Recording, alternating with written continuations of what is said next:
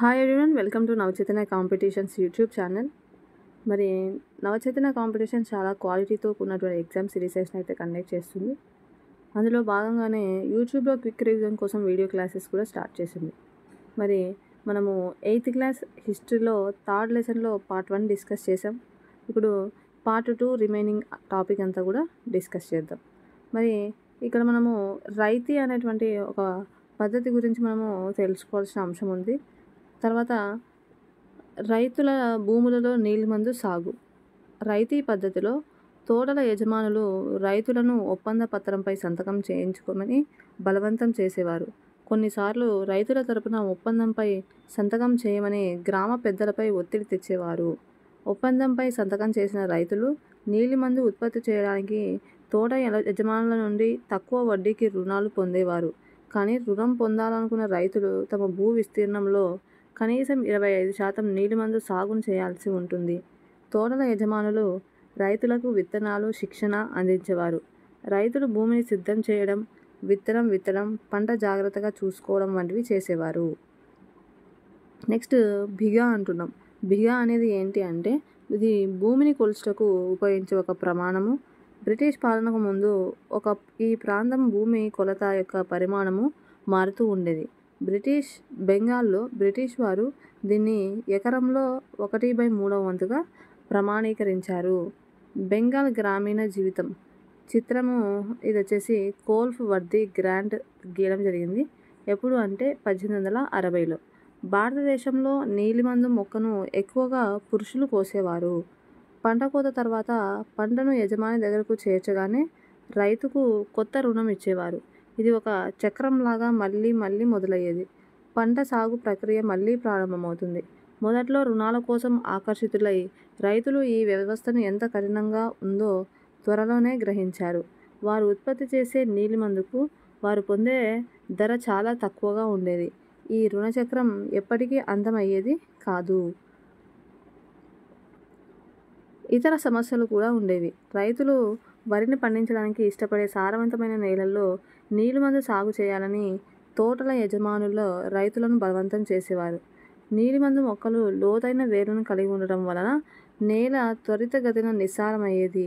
నీలిమందు పంట పండిన తర్వాత ఆ భూమి వరి సాగుకు పనికి రాదు. మరి ఇక్కడ మనకు డయాగ్రామ్లో ఇచ్చారు చూడండి. ఇది మనకు ఈ లెఫ్ట్ సైడ్ ఉన్నదేమో భారతదేశ కలంకారీ ముద్రణ. నెక్స్ట్ ఈ రైట్ సైడ్ వచ్చేసి ఇంగ్లాండ్కు చెందిన మోరిస్ ముద్రణ. ఓకేనా.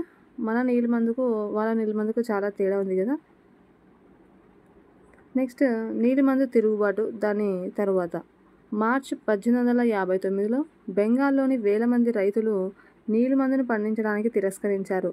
ఉద్యమం వ్యాపించే కొద్దీ రైతులు తోటల యజమానులకు కౌలు చెల్లించడానికి తిరస్కరించారు. వారు విల్లంబులు, కత్తులు, ఈటెలు వంటి ఆయుధాలు ధరించి నీలిమందు కర్మాగారాలపై దాడి చేశారు. మహిళలు కుండలు, పెనాలు, వంటగది సామాగ్రితో పోరాటానికి దిగారు. తోటల యజమానుల కోసం పనిచేసే వారిని సామాజికంగా బహిష్కరించారు. కౌలు వసూలుకై వచ్చిన గుమాస్తాలు రైతులు చేతుల్లో దెబ్బలు తిన్నారు. రైతులు ఇకపై యజమానుల నుంచి ముందస్తు రుణాలు తీసుకోకూడదని, తోటల యజమానుల యొక్క లరియాల అంటే తోటల యజమానుల చేత పోషించబడే లాఠీలు ధరించిన బలమైన వ్యక్తులు కాబట్టి వాళ్ళ యొక్క బెదిరింపులకు కూడా భయపడమని ప్రతిజ్ఞ చేశారు. నెక్స్ట్ నీలిమందు రైతులు ఇకపై ఎక్కువ కాలం మౌనంగా ఉండకూడదని ఎందుకు నిర్ణయించుకున్నారు అంటే తిరుగుబాటు చేసే శక్తి వారికి ఇచ్చింది ఏమిటి?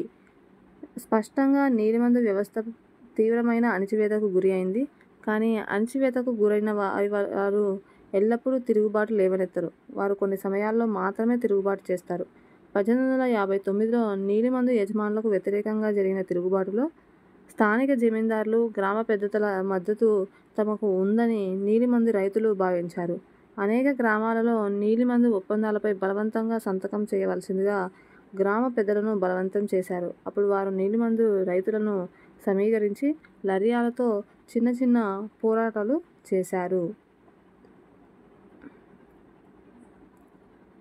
కొన్ని ప్రాంతాలలో జమీందారులు కూడా గ్రామాల చుట్టూ తిరుగుతూ రైతులను, తోట యజమానులను ఎదిరించాలని కోరారు. నీలిమందు యజమానుల శక్తి పెరగడం పట్ల ఈ జమీందారులు అసంతృప్తితో ఉన్నారు. తమ భూమిని దీర్ఘకాలిక ఒప్పందంపై కౌలుకి ఇవ్వాలని తోటల యజమానులు బలవంతం చేయడంపై ఆగ్రహం వ్యక్తం చేశారు. తోట యజమానులకు వ్యతిరేకంగా చేసే పోరాటంలో తమకు బ్రిటిష్ ప్రభుత్వం మద్దతు ఇస్తుందని నీలిమందు రైతులు ఊహించారు. 1857 తిరుగుబాటు తర్వాత బ్రిటిష్ ప్రభుత్వం మరొక గొప్ప తిరుగుబాటు సంభవించే అవకాశం ఉందని ప్రత్యేకంగా ఆందోళన చెందింది.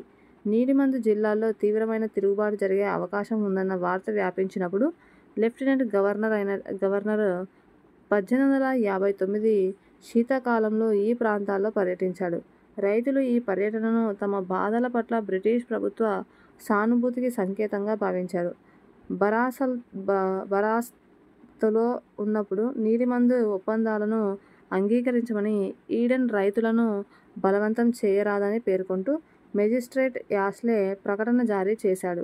నీలిమందు నాటాల్సిన అవసరం లేదని విక్టోరియా రాణి ప్రకటించింది.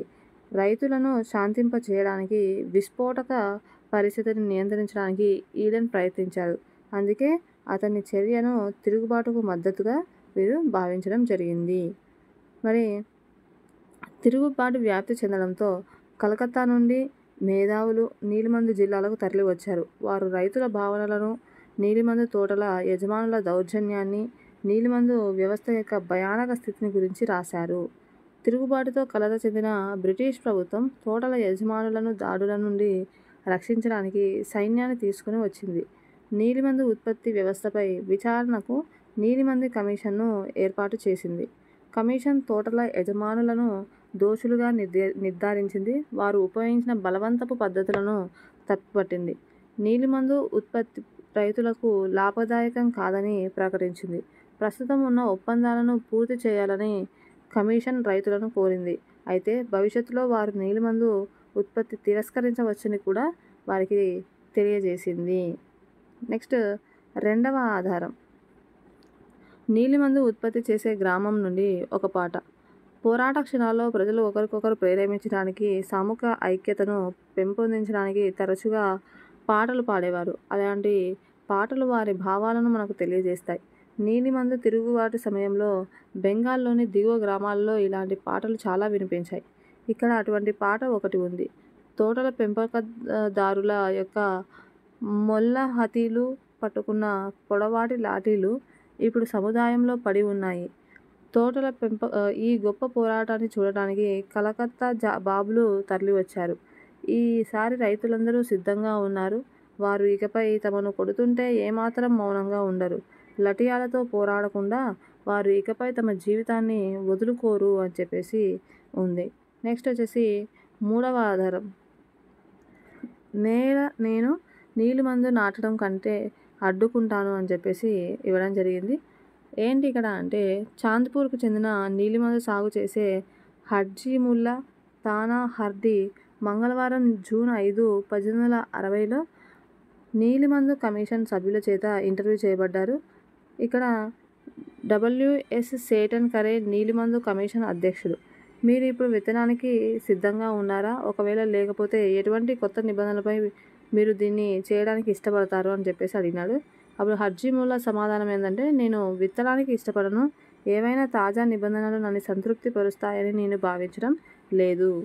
అప్పుడు మిస్టర్ సేల్ చెప్తున్నాడు, మీరు రూపాయికి ఒక కట్ట విత్తనానికి ఇష్టపడటం లేదా? హర్జీముల్లా, లేదు, నేను చేయను. నీలిమందు నాటేదానికన్నా నేను వేరే దేశానికి వెళ్తాను. నేను నీలిమందు నాటడం కన్నా అడ్డుకుంటాను అని చెప్పేసి ఈయన చెప్పడం జరిగిందనమాట. నెక్స్ట్ వచ్చేసి ఇండిగో కమిషన్ నివేదిక సంపుటము 2 సాక్ష్యం యొక్క ముఖ్యాంశాలు. తిరుగుబాటు తర్వాత బెంగాల్లో నీలిమందు ఉత్పత్తి పడిపోయింది. కానీ తోటల యజమానులు ఇప్పుడు తమ కార్యకలాపాలను బీహార్కు తరలించారు. 19వ శతాబ్దం చివరిలో సింథటిక్ రంగుల ఆవిష్కరణలో వారి వ్యాపారం తీవ్రంగా ప్రభావితమైంది. అయినప్పటికీ వారు ఉత్పత్తిని విస్తరించగలిగారు. మహాత్మా గాంధీ దక్షిణాఫ్రికా నుండి తిరిగి వచ్చినప్పుడు చంపారణ్ను సందర్శించి అక్కడ నీలిమందు రైతుల దుస్థితిని చూడమని బీహార్కు చెందిన ఒక రైతు ఆయనను ఒప్పించాడు. 1917లో మహాత్మా గాంధీ సందర్శన నీలిమందు తోటల యజమానులకు వ్యతిరేకంగా చంపారణ్ ఉద్యమానికి నాంది పలకడం జరిగింది.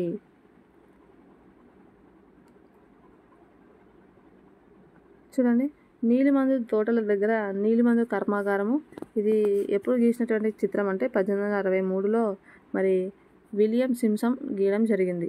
నీలిమందు గ్రామాలు సాధారణంగా తోటల యజమానుల ఆధీనంలోని నీలిమందు కర్మాగారాల చుట్టూ ఉండేవి.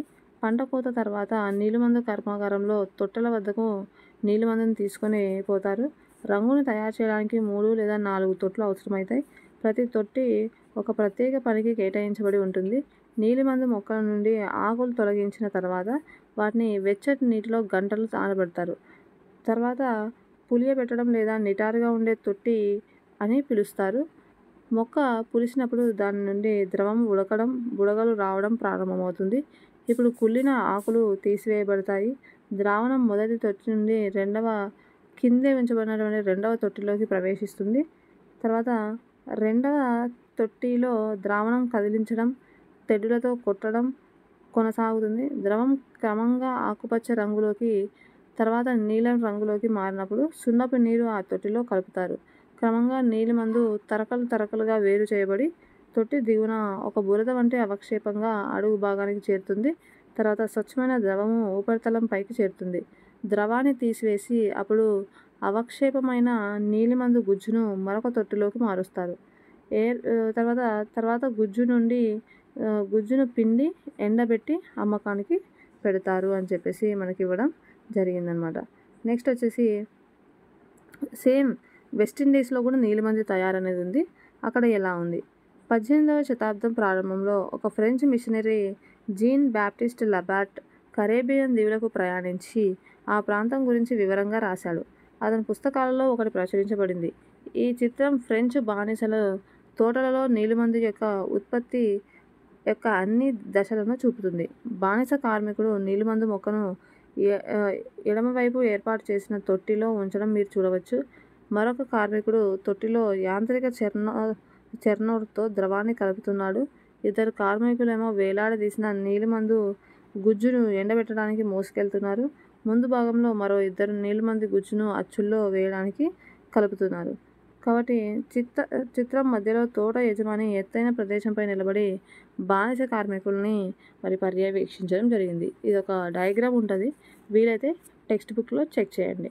ఓకే, మరి ఇది ఇవాల్టి లెసన్లో ఉన్నటువంటి కంప్లీట్ ఇన్ఫర్మేషన్ అనమాట. నెక్స్ట్ క్లాస్లో మనము 4వ లెసన్ని డిస్కస్ చేద్దాం. ఓకే, అంతవరకు సెలవు. మరి ఈ వీడియో కనుక మీకు నచ్చినట్టయితే లైక్ చేయండి, షేర్ చేయండి. ఏవైనా డౌట్స్ ఉంటే కమెంట్ బాక్స్లో తెలియజేస్తూ సబ్స్క్రైబ్ చేసుకోవాల్సిందిగా మనస్ఫూర్తిగా కోరుకుంటూ సెలవు తీసుకుంటున్నాను. Thank you so much and have a nice day.